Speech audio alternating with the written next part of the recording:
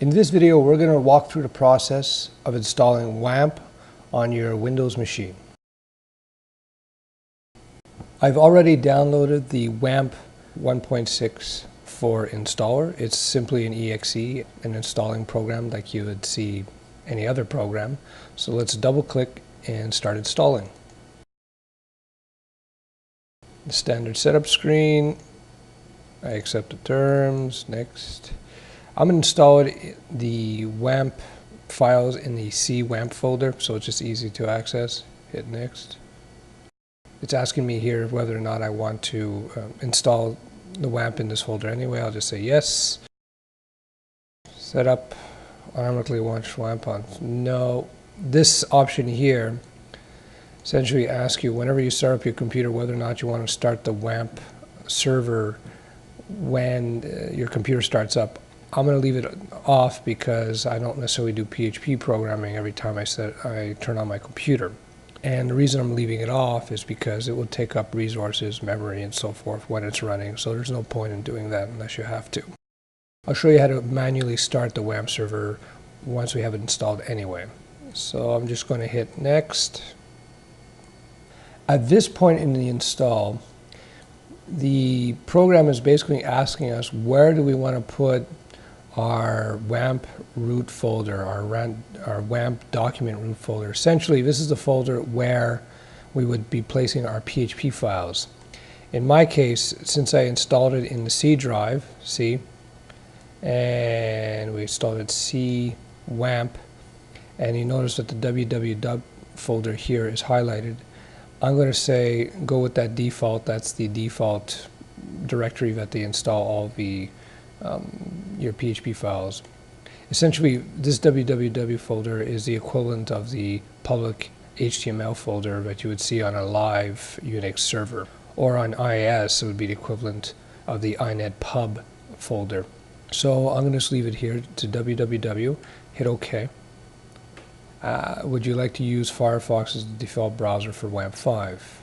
I'm going to go yes because I find Firefox to be an excellent browser for developing websites, whether it be static web pages, HTML, CSS, and PHP, because it comes with a lot of built-in tools that make web development a lot easier.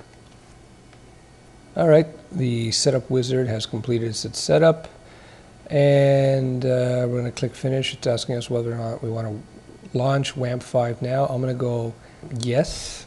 And we're going to look at the WAMP 5 server tools that allows you to easily manage your PHP and your MySQL and your Apache installation.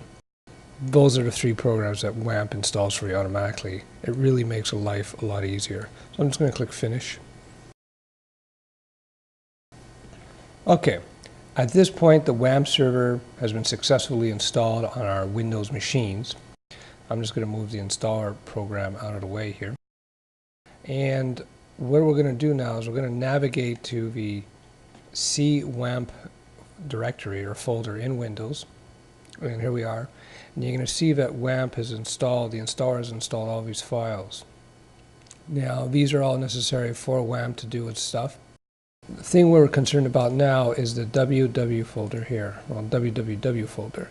So we open that up, and we're going to see that there's three files, our index.php, and a couple of images. So we're going to load up the index.php by navigating to localhost, as we discussed in a previous video, or 127.0.0.1, and we're going to see what index.php actually looks like.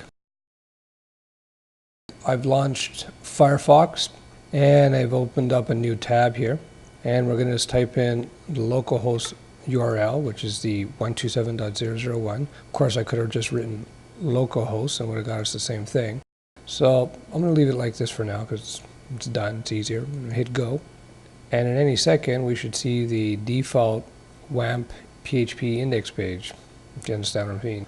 What this page tells us is what version of WAMP we're running, what version of Apache we have, which PHP version, 5.1.4, the PHP extensions that are loaded with that.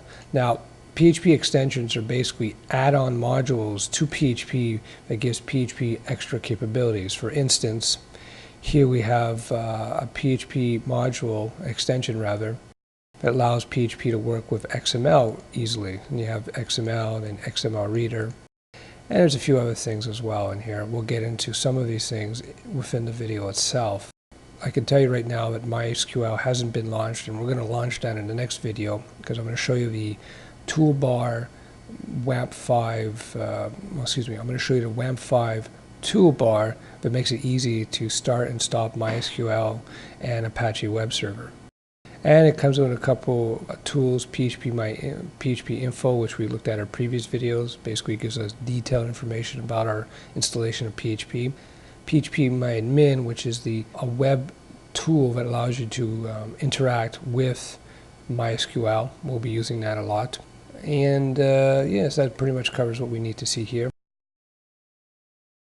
In the next part 2 WAMP install video, we're going to look at the WAMP toolbar, which allows us to easily start and stop the services and so on.